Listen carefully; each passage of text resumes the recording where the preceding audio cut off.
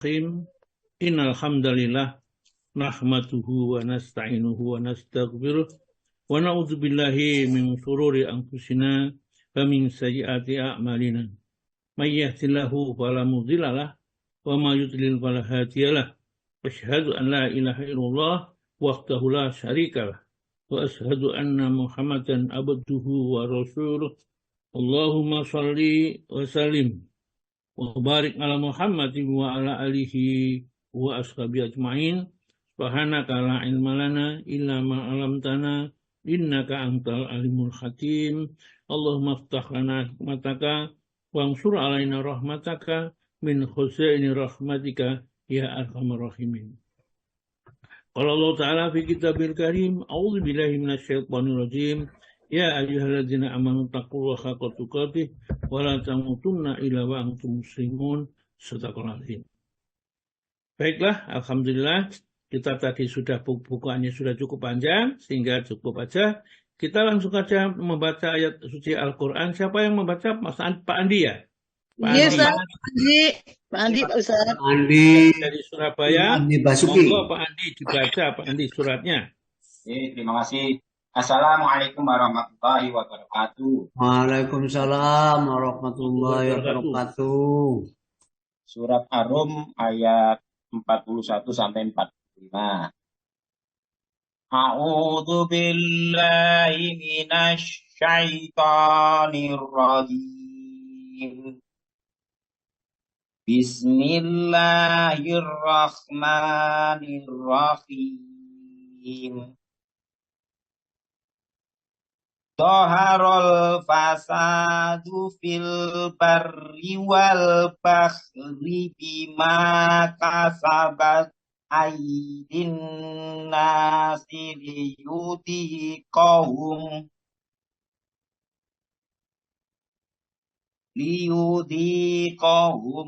ba'dalladhi amilu la'allahum yarji'un.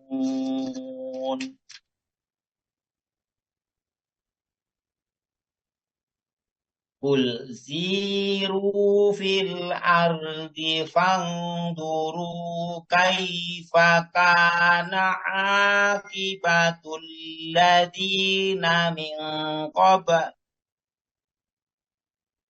kana aktsaruhum musyrikin.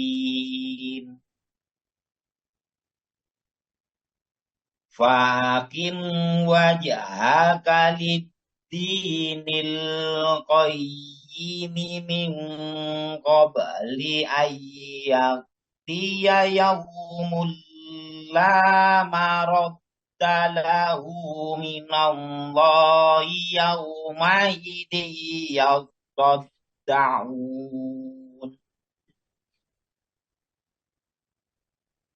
Man kafara fa'alaihi kufruh wa man amilu shalihan fali anfusihim yamhadun.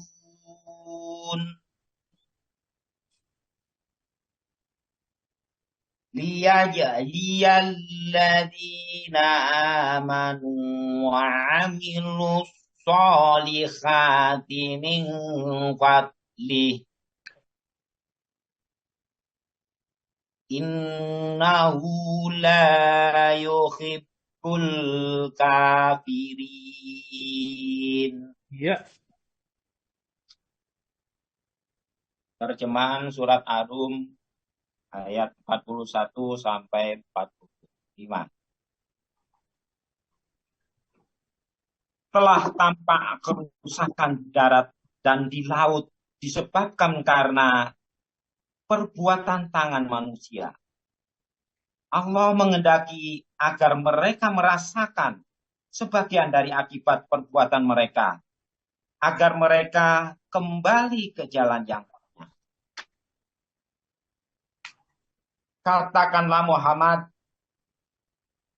bepergianlah di bumi, lalu lihatlah bagaimana kesudahan orang-orang dahulu.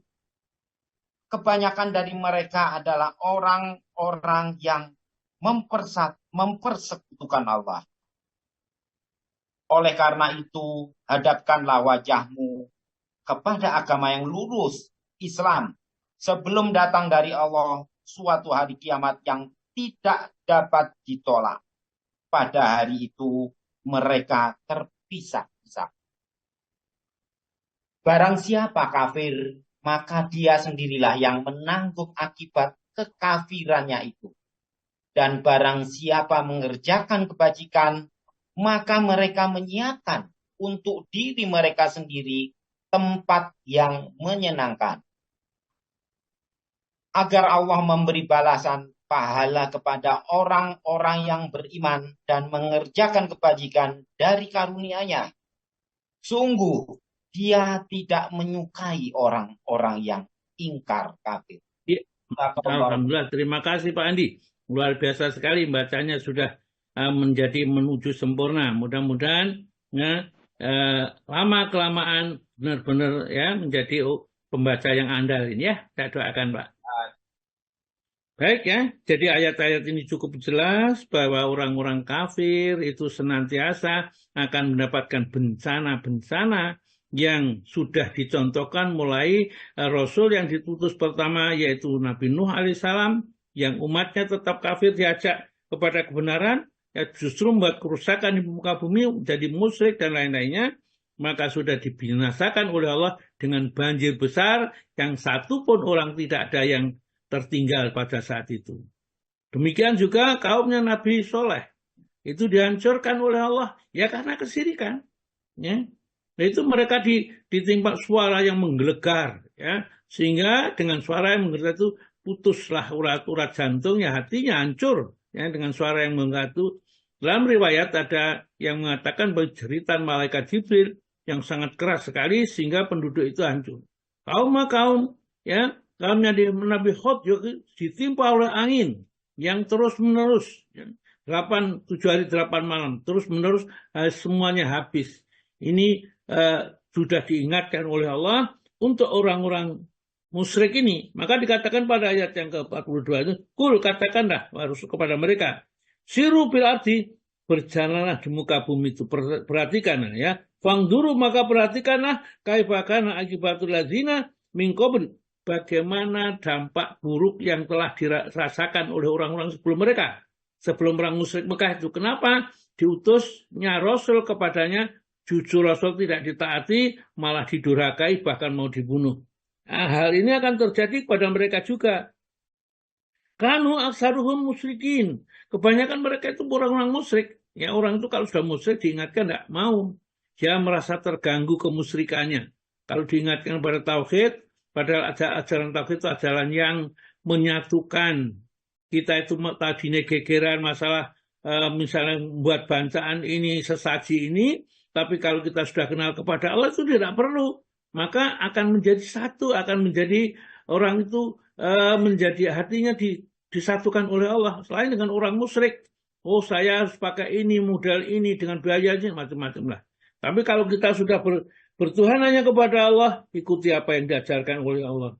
Fa'akim wajhaka lidinil qayyim, ya. Dan hendaklah kamu hadapkan wajahmu itu dengan agama yang lurus, yakni agama Islam. Min qabli ayat dia, ya, yaumun, sebelum datangnya suatu hari lamaratu minallah, yang datang dari Allah dan tidak bisa ditolak, yaitu hari kiamat. Kalau sudah itu yaumaidin, pada hari itu ya sudu yusaddaun, ya, mereka akan terpisah-pisah karena sebagian masuk neraka nanti, sebagian masuk surga.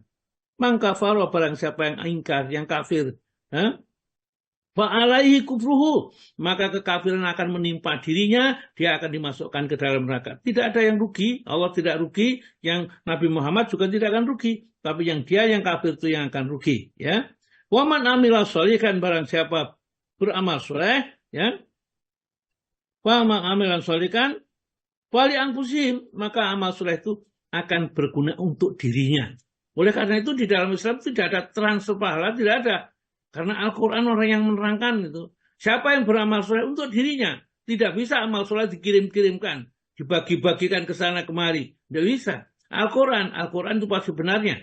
ya. Wa alaisal insani lama sa'a, manusia itu tidak akan mendapat apa-apa besok dia kecuali yang tatkala di dunia itu berbuat sesuatu kebaikan atau keburukan akan kembali kepada dirinya. Wala tujzauna, dan mereka nanti tidak akan dibalas ila ma kuntum ta'malun, kecuali amalmu sendiri. Ini harus kita tanamkan sampai sekarang itu, jangan sampai kita mikirkan kalau nanti saya akan kalau mati dikirimi Fatihah, dikirimi ini dan itu, ya. Padahal tidak ada dasarnya, baik dari Al-Quran maupun dari Sunnah atau perbuatan sahabat. Oleh karena itu tetap saja kita mengikuti apa yang diajarkan Allah dalam Al-Quran ini. Liyajziyal ladzina amanu wa amilus sholihati min fadl. Allah akan memberikan pahala balasan dari amal soleh yang mereka kerjakan berupa karunia dari Allah. Innahu la yuhibbul kafirin. Allah nggak senang kepada orang-orang yang kafir. Ya, inilah ayat-ayat Al-Quran senantiasa mengingatkan kepada kita hal-hal yang dilarang oleh Allah. Mari kita lanjutkan dengan sholat malam. Ya, sholat malam di bulan Ramadan dengan tata caranya. Maka Pak Tomo dibacakan, Pak Tomo. Satu, disyariatkannya.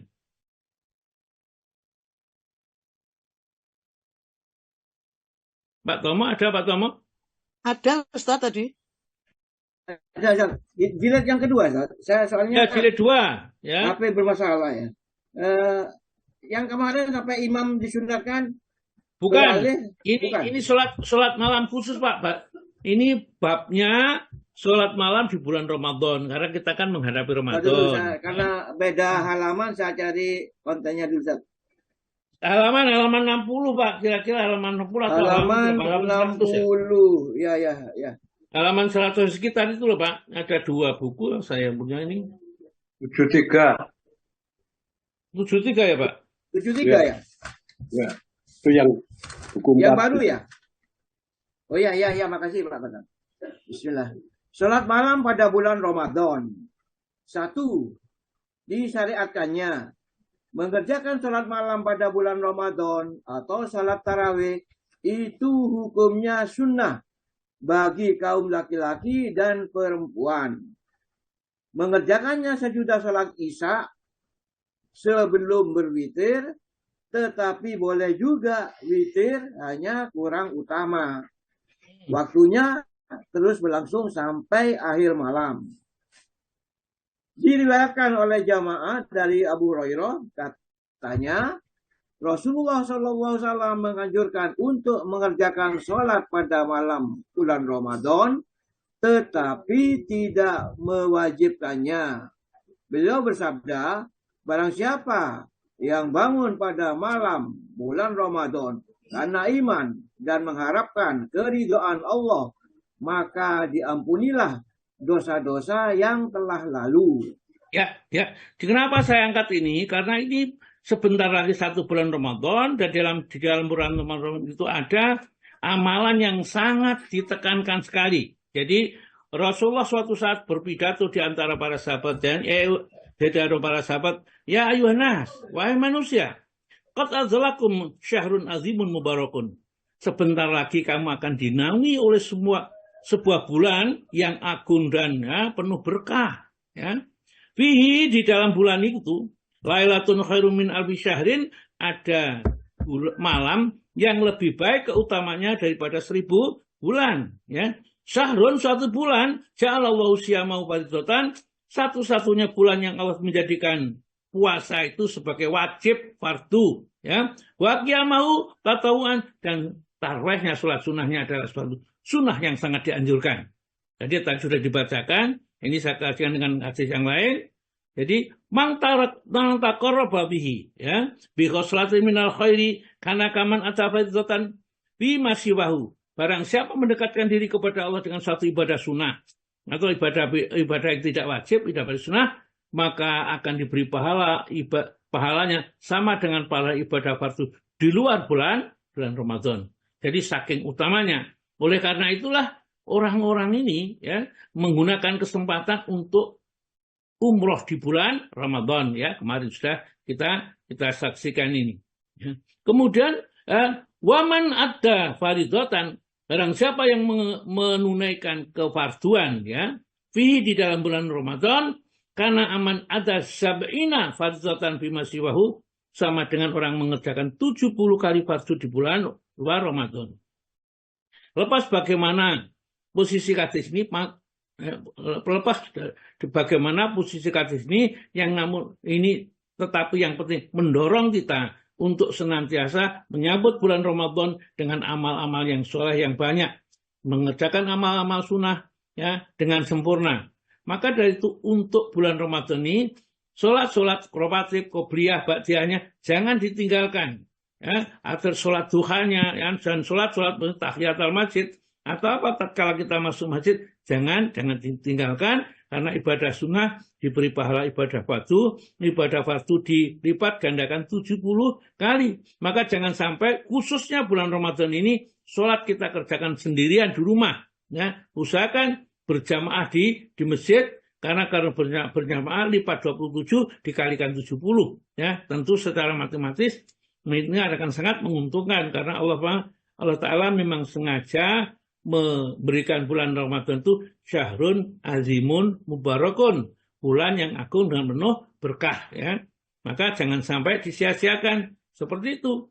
Sehingga kita juga memberi takjil orang buka puasa ya, kemudian kita baca Al-Qur'an, itu kan sunnah, ini pahalanya pahala wajib kalau dikerjakan di luar Ramadan. Itu satu keuntungan yang sangat besar. Dan Rasulullah SAW sangat menekankan sekali untuk sholat ini, sholat tarawih ini. Karena Rasulullah SAW di dalam fikih sunnah saya begitu adalah Rasulullah SAW ya, yarghabu fi qiyami Ramadan, sangat menganjurkan sekali untuk mengerjakan qiyam Ramadan, sholat sunnah ini. Wairu ayak muru bihi bi azimatin ya, namun perintah itu tidaklah perintah wajib tapi tetap perintah sunnah ya. Kemudian fayaqulu, maka Rasulullah bersabda, mangqama ramadhana, barang siapa yang koma itu berdiri, artinya barang siapa sholat sunnah atau tarawih di bulan Ramadan, imanan, dasarnya iman kepada perintah Allah ya, ajaran Rasulullah, wahtisaban, dan hanya mengharapkan pahala dari Allah, maka Allah akan memberikan hufirolahu, diampuni baginya mata qaddama min dambi, dosa-dosa yang pernah dilakukan dulu. Maka kesempatan mereka yang diberikan oleh Allah umur sampai Ramadan ini, ayo kita gunakan untuk qiyam Ramadan. Jangan sampai kita tidak qiyam Ramadan. Hanya saja ya, ada yang di masjid, ada yang di rumah, tidak masalah.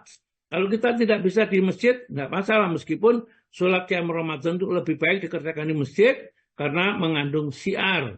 Ya, hanya saja orang yang biasa sholat malam di rumah itu bisa sholat malam hari, tidak sholat di masjid, tidak masalah untuk tarawih. Karena yang membentuk, yang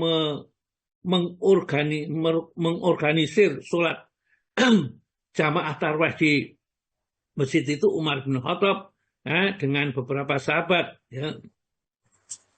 Karena itulah maka dia melihat beberapa sahabat sholat sendiri-sendiri, akhirnya dia punya inisiatif, enaknya dijadikan satu saja, menunjuk satu imam yang bisa diikuti sekian banyak orang. Kemudian pada malam yang berikutnya dia melihat semua sholat diikuti satu imam, kelihatan sangat indah sekali. Dan sholat berjamaah, sholat tarawih itu dicontohkan oleh Nabi meskipun tidak satu bulan. Jadi sholat tarawih berjamaah itu bukanlah suatu bid'ah ya, meskipun umat itu mengatakan hadza nikmatul bid'ah, itulah bid'ah yang terbaik, namun itu sebenarnya sunnah ya, hanya istilahnya saja karena tidak ada di zaman Nabi. Berjamaah sholat tarawih itu disebutnya oleh Umar bin Khattab sebagai bid'ah ya, bid'ah secara lafaz saja ya, bukan hakikatnya. Karena kalau bid'ah secara hakikat ini adalah membuat acara-acara baru di dalam agama yang sama sekali tidak ada sumber rujukan dari Allah dan Rasulnya. Baik, kita lanjut. Hadis yang kedua, jamaah selain Tirmidzi, monggo Pak. Jamaah selain dari Imam Tirmidzi juga meriwayatkan dari Aisyah, katanya Nabi SAW bersolat di masjid maka banyak pula orang-orang yang mengikuti sholat. Besok malamnya beliau bersolat pula, dan orang-orang yang mengikutinya bersolat semakin banyak atau bertambah banyak. Selanjutnya pada malam ketiganya orang-orang sudah berkumpul, tetapi beliau tidak keluar. Pada pagi harinya beliau bersabda, aku tahu apa-apa yang kamu lakukan semalam, sedangkan aku pun tidak ada halangan untuk keluar. Hanya saja aku khawatir kalau sholat itu difardukan atasmu nanti. Iya, itulah kasih sayang Rasulullah kepada umatnya. Nanti berat kalau diwajibkan. Soalnya kalau wajib tidak boleh tidak harus dikerjakan. Sedangkan asalnya sholat malam itu adalah sunnah. Maka tetap Nabi tidak mengerjakan terus-menerus sebagai contoh bahwa itu bukanlah suatu kewajiban sunnah yang boleh dikerjakan. Jadi memang para sahabat itu mengawasi saja. Loh, ini Rasulullah kok bulan Ramadan datang. Beberapa dengan istrinya mungkin, dengan keluarganya. Sholat di masjid, mereka mengikuti dari luar. Dari tempatnya, tidak berarti di mimbar Rasulullah itu. Mereka mengikuti. Ya, kemudian orang itu cerita. Tadi malam saya sholat malam bersama Nabi di bulan Ramadan. Waduh, ya nikmat sekali. Maka besoknya tuh lebih banyak lagi yang mengikuti. Nah, sholat ini karena sahabat satu sama lain saling gedok tular, gitulah istilahnya. Akhirnya apa? Besoknya banyak sekali, ya. Lain mencerita lagi yang lain kepada sahabat-sahabat yang lain. Akhirnya hari ketiga kalau di dalam hadis ini, ya karena itu banyak hadisnya yang bentuk seperti ini, maka Rasulullah tidak keluar. Padahal lebih banyak yang mengikuti. Kemudian sampai sholat subuh. Setelah sholat subuh selesai, Rasulullah menghadap kepada para sahabat, para jamaah ini. Aku tahu apa yang kamu kerjakan tadi malam. Menunggu-nunggu sholat, bukan? Ya. Dan aku sengaja memang tidak keluar. Kenapa? Aku khawatir kalau sholat malam di bulan Ramadan itu jadikan wajib. Karena kamu semangatnya seperti itu. Maka biarlah tetap isinya sunnah, maka tidak dikerjakan setiap malam. Sejak saat itulah maka hukumnya sholat sunnah tarawih atau qiyam Ramadan itu hukumnya sunnah, baik laki-laki maupun perempuan. Kata Umar bin Khattab, namun yang sholat di malam hari nanti jam 2 misalnya itu lebih baik. Ya, maka dari itu Umar bin Khattab di dalam hadis itu tidak pernah disebutkan bahwa dia ikut sholat yang sore hari. Tidak. Jadi dia tetap sholatnya di akhir malam. Kenapa? Karena sholat di akhir malam itu adalah sholat yang terbaik ya untuk sholat malam baik di bulan Ramadan maupun di luar bulan Ramadan. Bilangan rakaatnya monggo Pak Tom. Bilangan rakaatnya. Jamaah meriwayatkan dari Aisyah pula bahwa Nabi SAW tidak pernah menambah sholat sunnahnya pada waktu malam, baik dalam bulan Ramadan lainnya lebih dari 11 rakaat. Terus langsung Ibnu Husaimah dan Ibnu Hibban meriwayatkan dalam kedua kitab sahihnya dari Jabir bahwa Rasulullah SAW bersolat dengan orang banyak 8 rakaat kemudian berwitir. Pada malam berikutnya mereka menunggu-nunggu tetapi beliau tidak muncul. Ya, jadi anak Nabi SAW kata Siti Aisyah nih yang meriwayatkan dari jamaah itu termasuk Bukhari Muslim. Anak Nabi SAW sesungguhnya Nabi Muhammad SAW maka yazidu tidak pernah menambah di Ramadan baik di dalam bulan Ramadan wala fi ghairihi atau di dalam selain bulan Ramadan ala ikhda asrata rakaatan ya atas 11 rakaat. Jadi Rasulullah itu kalau sholat malam ini baik di dalam bulan Ramadan berupa sholat tarawih maupun sholat malam biasa di luar Ramadan ini maka tidak pernah menambah 11. Oleh karena itulah dari kelompok ya beberapa kelompoknya yang berpegang teguh yang 11 saja.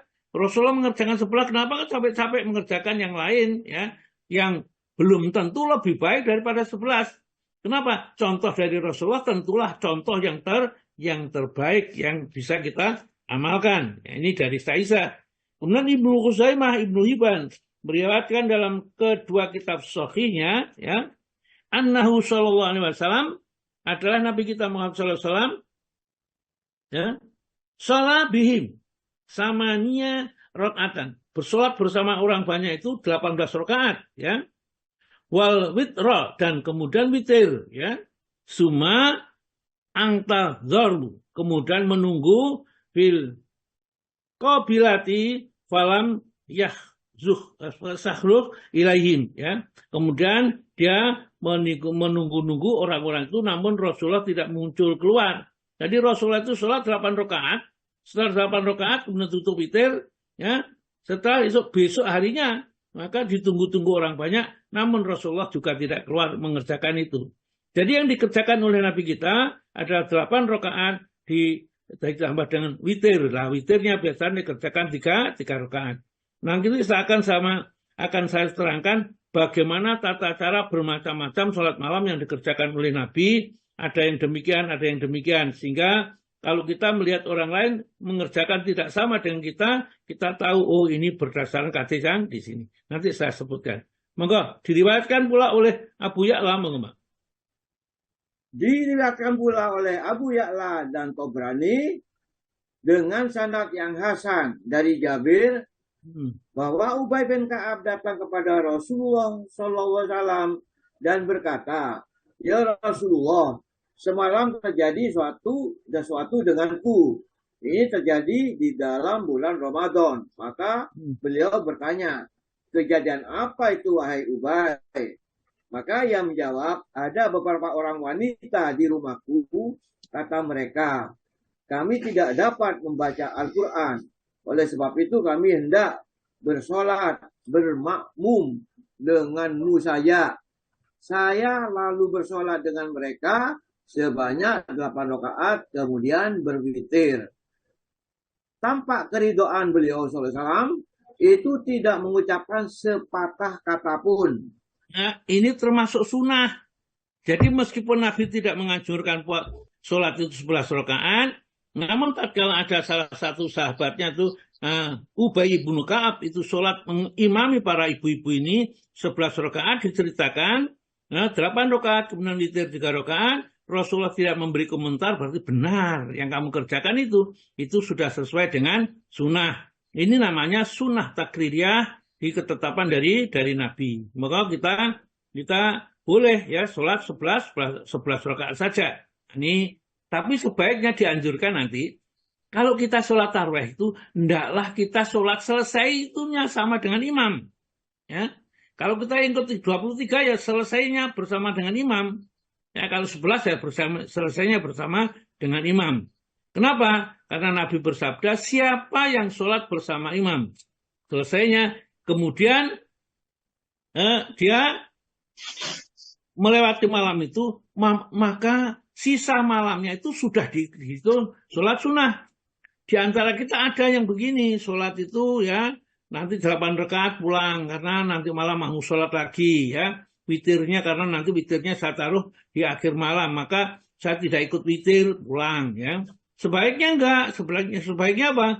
Sebaiknya ikuti witirnya juga, ya sholat witir diikuti, mas sisanya nanti sudah dihitung sholat malam. Perkara kita mau sholat malam lagi, tidak ada halangan, hanya kita tidak boleh witir lagi, karena witirnya hanya satu kali. Dan sholat malam tidak berbatas rakaatnya, jadi rakaatnya di dalam sholat malam tidak dibatasi hanya 11 atau 13 atau yang lain. Hanya pada hadis disebutkan Rasulullah menurut penglihatan Siti Aisyah tidak pernah menambah dari 11 rakaat baik di bulan Ramadan maupun di luar bulan Ramadan. Jadi yang paling pas di sini Rasulullah juga menyaksikan Ubay bin Ka'ab itu ngimami para ibu itu 11 rakaat dan dibenarkan Rasulullah kelihatan ridha. Maka itulah yang sunnah ya. Demikian sunnah Pak. Demikian sunnah yang didapatkan dari Nabi SAW dan selain ini tidak ada sama sekali. Tetapi suatu kenyataan pula bahwa pada masa Umar, Utsman dan Ali orang-orang mengerjakan sholat 20 rakaat dalam semalam. Maksudnya dalam malam bulan Ramadan. Demikian ini adalah pendapat jumhur ulama ahli fikih dari golongan Hanafi, Hambali, dan Daud. Turmudi berkata bahwa sebagian ahli berpendapat dengan apa yang diriwayatkan oleh Umar, Ali, dan lain-lain sahabat Nabi SAW, yakni 20 rakaat itu, ini adalah pendapat Sauri, Ibnul Mubarak, dan Syafi'i. Syafi'i juga berkata, saya mendapatkan orang-orang di Mekah bersolat 20 rakaat. Sebagian ulama lagi berpendapat bahwa yang disunahkan oleh Nabi SAW itu adalah 11 rakaat dengan serakaat witir, sedangkan yang selebihnya adalah mustahab. Ya, sebentar Pak ya. Jadi kenapa jadi 20 rakaat? Tapi tetap aja yang akan dikerjakan Nabi itu 11 rakaat. Satu rakaat witir, jadi 10 kali, 5 kali salam, 10 rakaat, satu witir, satu rakaat. Sedangkan tambahannya yaitu 12 rakaat, yaitu 12 rakaat tambahannya itu namanya mustahab. Mustahab itu diakui itu kebenarnya boleh dilakukan, namun Nabi tidak banyak mengerjakan. Itu namanya mustahab di sini. Jadi kita boleh ya kalau mau mengerjakan lebih daripada 11 rakaat atau 23 rakaat, hanya Nabi itu biasanya cuma 11 rakaat, witirnya 1 rakaat, sedangkan tambahannya 12 rakaat mustahab. Mustahab itu diakui kebenarannya, diperbolehkan dilakukannya, tapi Nabi jarang mengerjakan atau tidak mengerjakannya. Terus kami Kamal. Kamal bin Haman berkata, menilai dalilnya yang masnun dari 20 rakaat itu hanyalah sejumlah yang lazim oleh Nabi SAW. Lalu ditinggalkannya karena khawatir dianggap sebagai sholat wajib. Jadi selebihnya adalah mustahab. Adapun yang sudah jelas bahwa yang biasa dikerjakan oleh Nabi SAW itu ialah 11 rakaat termasuk witirnya. Sebagaimana yang tersebut dalam kedua sahih Bukhari dan Muslim. Kalau demikian, maka yang masnun menurut istilah syekh kita adalah 8 rakaat itu, sedangkan yang 12 adalah mustahab. Ya, jadi yang masnun yang sesuai dengan nas ya. Contoh yang ini ya 11 rakaat bersama witir. Tapi tambahan yang 12 rakaat itu menurut pendapat para ahli fuqaha itu disebut mustahab ya. Mustahab itu boleh dilakukan, kebenarannya diakui, tapi tidak dikerjakan oleh Nabi ya. Yang ketiga berjamaah di dalam sholat malam Ramadan, mau Pak? Berjamaah dalam sholat malam di bulan Ramadan. Sholat ini boleh dikerjakan dengan berjamaah, sebagaimana juga boleh dengan sendiri-sendiri. Tetapi dengan berjamaah di dalam masjid adalah lebih utama menurut jumhur ulama. Sudah dijelaskan di muka bahwa Rasulullah SAW juga mengerjakan dengan berjamaah. Hanya saja beliau tidak terus-menerus ke masjid karena khawatir kalau-kalau akan difardukan. Selanjutnya Umar lah yang memulai untuk terus-menerus berjamaah dengan seorang imam. Abdurrahman bin Abdul Qari berkata, pada suatu malam dalam bulan Ramadan saya keluar dengan Umar ke masjid. Di situ sudah banyak orang yang bersolat dengan berpencar-pencar. Ada yang sholat sendirian dan ada pula yang bersolat diikuti orang banyak. Umar lalu berkata, saya berpendapat alangkah baiknya kalau mereka itu dikumpulkan dengan mengikuti seorang imam. Saya rasa itu lebih utama. Lalu besok malamnya dikumpulkanlah mereka. Dan sebagai imamnya ditunjuklah Ubay bin Ka'ab. Pada suatu malam, yang lain lagi, saya keluar pula ke masjid dengan Umar. Sedang orang-orang yang banyak sedang bersolat mengikuti imam saya. Di saat itu Imam Umar berkata, alangkah baiknya bid'ah seperti ini. Tetapi orang-orang yang tidur untuk bersolat akhir malam nanti adalah lebih utama daripada orang-orang yang mengerjakannya sekarang. Pada saat itu orang-orang bersolat pada permulaan malam. Ya, jadi kalau begitu kesimpulannya apa? Bahwa kita sholat tarawih itu ya untuk berlatih membiasakan kita sholat malam. Sehingga pada saat keluar bulan Ramadan, kita akan melanjutkan tradisi sholat malam itu menjadi sesuatu yang sangat yang dibutuhkan sekali untuk sholat malam ini. Karena memang kalau pertama-pertama sudah dikerjakan akhir malam, ya akhir sepertiga malam terakhir, agak berat rasanya. Maka dari itu diawalilah di bulan Ramadan itu pada sore hari saja ya dan diimami oleh seseorang. Namun Umar bin Khattab juga tidak mengikuti sholat yang sore karena dia hanya mengkoordinir saja supaya orang-orang itu terbiasa sholat dan mengerti apa yang dibaca di dalam bacaan-bacaan sholat. Di dalam Islam memang bertahaplah kita untuk beribadah kepada Allah itu ya tidak bisa langsung melejit ya. Tinggi tidak bisa. Sedekah juga begitu ya. Sedikit berani sedekah yang nolong orang. Lama-lama kita tidak merasa bahwa kita sudah sedekah karena sudah menjadi kebiasaan. Ya. Bacaan dan suratnya, Pak. Bacaan dan suratnya. Mengenai bacaan pada sholat malam Ramadan itu tidak terdapat sesuatu yang berasal dari Nabi SAW. Ada suatu keterangan bahwa orang-orang salaf dahulu membaca sebanyak 200 ayat. Terus? Mereka bersandar pada tongkat karena sangat lamanya berdiri. Pulangnya ialah pada waktu hampir fajar menyingsing. Dan karena itu mereka bergegas-gegas membangunkan pelayan mereka agar segera menyediakan makanan sebab takut kesiangan. Ada juga yang membaca surat Al-Baqarah hingga selesai dalam 8 rakaat. Dan kalau surat itu dibaca dalam 12 rakaat, maka itu dianggap ringan.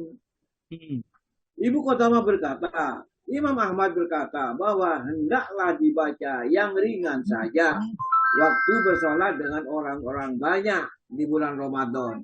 Jangan sekali diberat-beratkan, lebih-lebih dalam waktu malam yang pendek, maksudnya musim panas.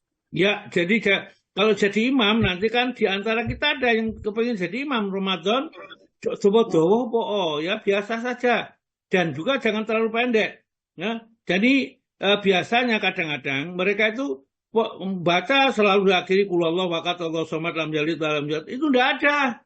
Tidak ada akhirnya seperti itu. Memang ada satu riwayat ya dari sahabat itu kalau dia jadi imam, setiap membaca surat itu senantiasa diiringi dengan Qulhuwallahu ahad Allahu samad atau surat Al-Ikhlas ini.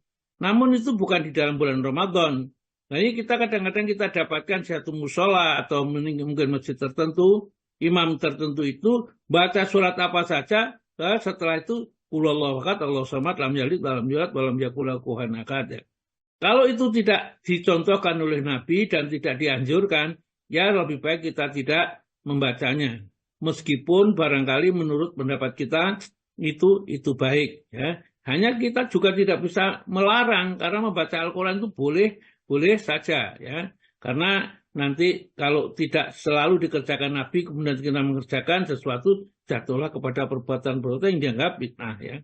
Maka hati-hati. Karena perbuatan-perbuatan yang tidak dicontohkan oleh Nabi lebih aman kita tinggalkan kalau kita tahu bahwa Nabi tidak mengerjakannya.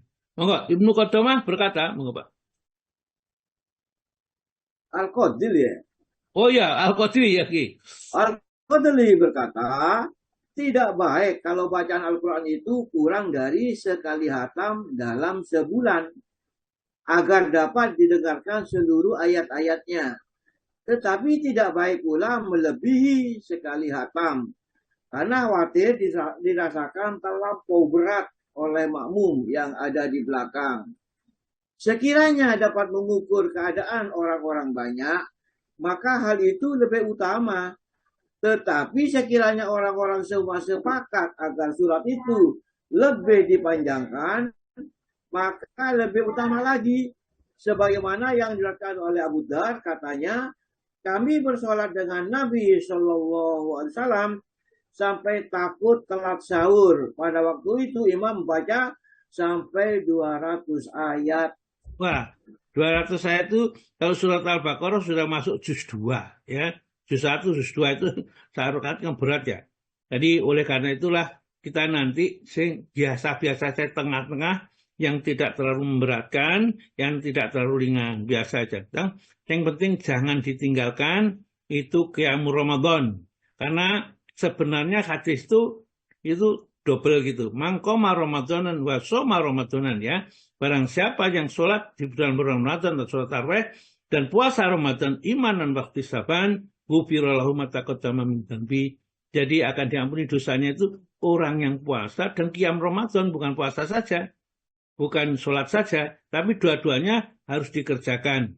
Nah, maka pesan saya ya jangan sampai ditinggalkan lah ya, jangan sampai ditinggalkan. Bagaimanapun juga, dan usahakan kita nanti kalau ke masjid itu ya sanggup sedikit, jangan kita memikirkan dapat saja, bahkan jangan mengambil lebih dari hak kita, 1 bungkus ya 1 bungkus, nanti bawakan ini, dan enggak usah ya, karena mereka terutama kalau itu pas-pasan saja ya, kalau mungkin sisa banyak ya monggo saja dibawa daripada tidak ada yang membawa. Begitu barangkali sampai di sini saya kembalikan kepada Pak HMA, monggo Pak HMA.